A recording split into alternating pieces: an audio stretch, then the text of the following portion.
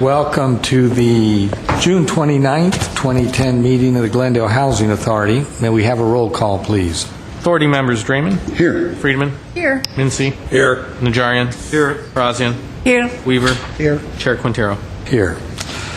May we have your report? Agenda for the June 29th, 2010 regular meeting of the Glendale Housing Authority was posted on Thursday, June 24, 2010 on the bulletin board outside City Hall. All right. Next item is approval of minutes. So moved. Second. Okay, I will abstain from the minutes. Quintero was at. The minutes are approved as submitted. Next, please. Mr. Chair, we have a card for oral communication. Discussion is limited to items not part of this agenda. Each speaker is allowed 5 minutes. Members of the Housing Authority may question or respond to a speaker, but there will be no debate or decision, and the matter may be referred to staff through the Executive Director for investigation and report. Have one card, Herbert Milano.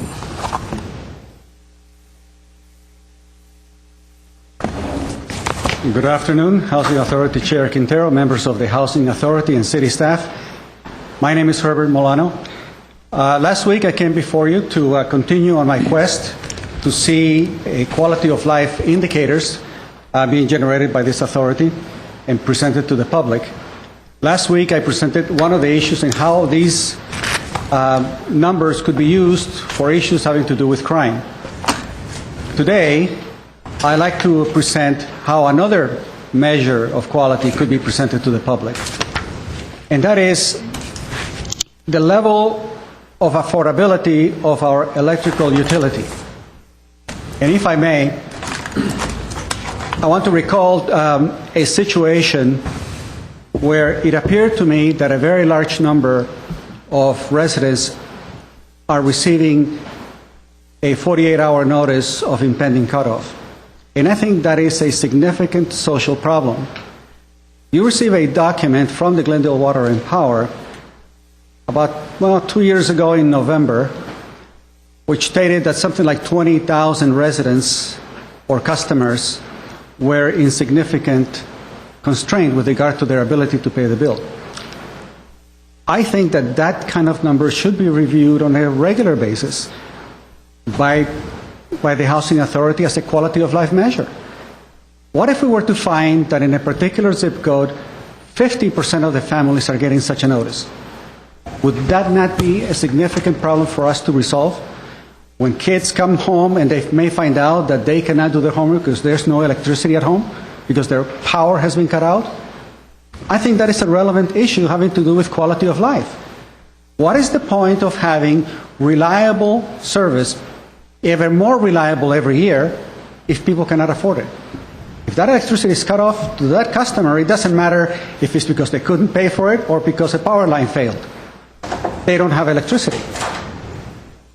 I've made a request from the Glendale Water and Power, and I was given a fairly high cost to get that information. Basically, how many people in zip code 91205 received a 48-hour notice of impending cutoff during the year 2009?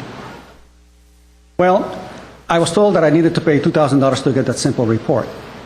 I then found out who the software developer is, contacted the developer, and they told me that 200 cities are using the system that Glendale uses. I asked for a list, a random list of cities that I could call to see if I could get the same similar information complied. I looked at the census information, picked 2 zip codes within the same city, and basically asked the following question. The same question that I asked here in Glendale. How many people received a cutoff notice during the year for this zip code versus another zip code? Based upon I used it based upon the median per capita income. I received a notice, the information, free of charge, without any hassle, from Decatur, Alabama, within 48 hours. The number was astonishing. It just blew my mind. 95% of the people in the zip code that was the lowest income received a notice. It was horrendous.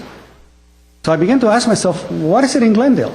How many people are really choking and hard-pressed that they cannot afford their electricity? It's an issue of policy, and it's an issue of fairness. It's an issue of why you are here, to become aware of the data from which you can set policy. And it is my belief that the quality of life indicator is a vehicle for doing that, for evaluating the conditions under certain segments of this society are living. You know, it's one thing to lump together all residences and make policy for those individuals who got you here, which are the people who live in single-family homes. But at the end of the day, that is a significant number of people out there who are truly in financial distress, and I think that is an issue for you to evaluate and perhaps from that point set some kind of policy to provide relief. I don't know what that actually costs. The cost has been reduced, by the way, for getting that report. It's $170 now. But that is basically something that I figure I shouldn't have to pay for that. I got it for free from other cities. We need to know. We need to know how to set policy and how to evaluate the conditions under which economically distressed families are living in the city of Glendale. Thank you very much. Okay, that's the only card. Next, please. Next is authority member and staff comments. Any comments? I hear none. Next. I move we adjourn. Second. We are adjourned.